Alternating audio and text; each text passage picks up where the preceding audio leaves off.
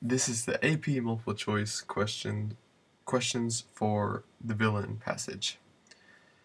This passage was full of upper level words, both in the passage and questions, so knowing the higher level vocabulary will definitely help while reading and understanding this passage, and that's just one way to help read it and understand it. So starting off with question 45, in the first two sentences of the passage, lines 1 through 4, the speaker draws a distinction between the answer is A, obvious invective and indirect satire. Invective meaning abusive language used to express blame, which is what the speaker says is necessary to make a man appear a fool up here in lines 2 through 4. But how to make a man appear a fool? A blockhead or a cave without using any of those opprobrious terms.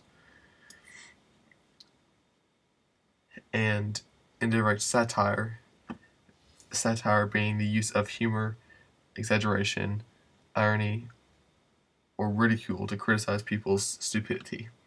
So this lines 2 through 4 is definitely using obvious invective and indirect satire. For question 46, in sentence beginning to spare, lines 4 through 7, the speaker makes use of up here 4 through 7. To spare the grossness of the names and to do things yet more severely is to draw a full face and to make the nose and cheeks stand out, and yet not to employ any depth of shadowing. This, either an understatement, hyperbole, a syllogism, an allegory, or an analogy. The correct answer is E, an analogy, because an analogy is usually in the form of blank is to blank as blank is to blank. So in this case, it's very similar, but it's very similar, yet slightly different. So we have to blank and to blank is to draw full face, and to blank make the nose and cheek. So it's not exact form, yet it's very similar. For question 47, in line 8, that noble trade refers to which of the following? Line 8.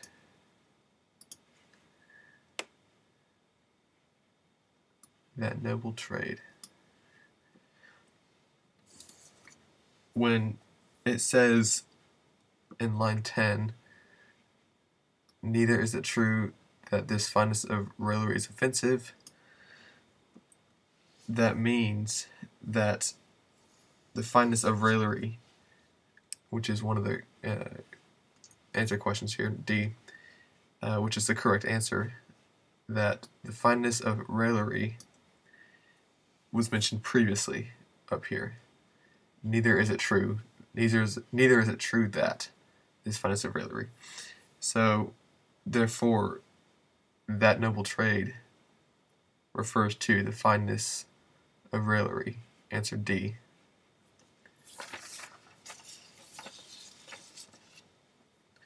For number 48, the sentence neither offensive, the one that we just marked, does which of the following? This one here. Neither is it true that the fineness of raillery is offensive. Let's put that back up there.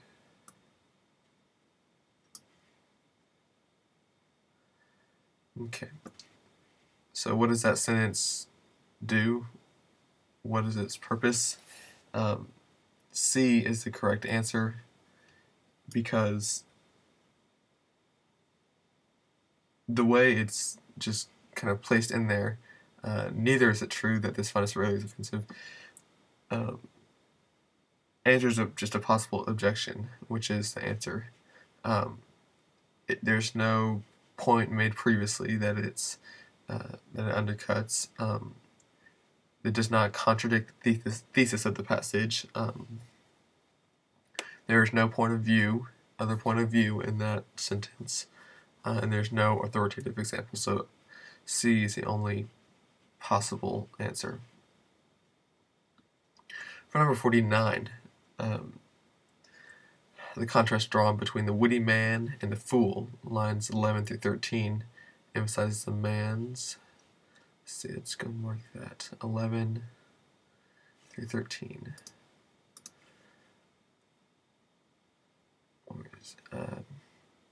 A witty man is tickled while he is hurt in this manner, and a man fools he is not. So, for number 49, B is the correct answer, because in lines 11 through 13, when it says a witty man is tickled while he is hurt, meaning a witty man is able to comprehend and, still, although he's hurt, be tickled. A fool cannot feel that. He cannot comprehend what's going on. For 50, in the sentence, lines 14 to 20,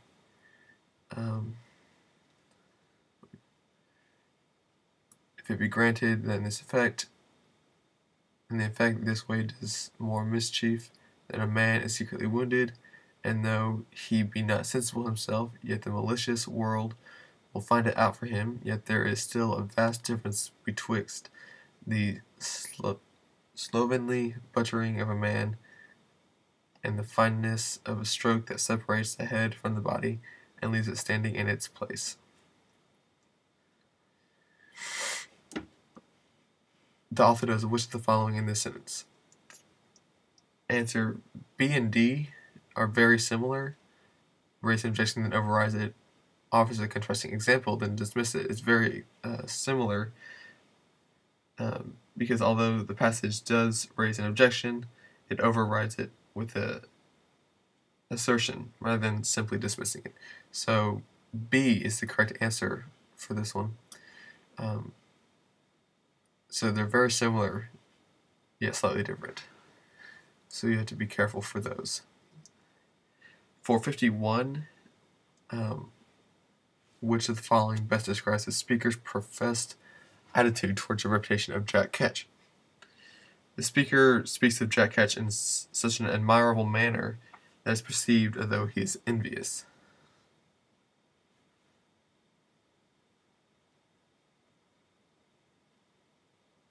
So for this one, it is A. He speaks of him so highly in here. He speaks of him so well that he is almost an envy. For 52, humorous is the only answer choice that makes sense. She's not compassionate, although that's, I think, the closest answer.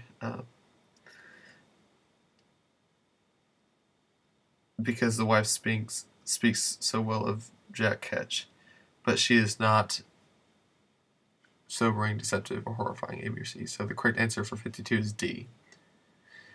For the last one, 53, the speaker draws a contrast between all of the following except wit and dullness is not correct, but a similar or a close answer, because in the first sentence he speaks of, in the first couple sentences he speaks of a fool, and then down here a witty man. So you'll think of wit and dullness. However, C is the correct answer, because the author speaks of the execution, yet the compassion. the maliciousness of execution, yet compassion. So those are the answers for the villain.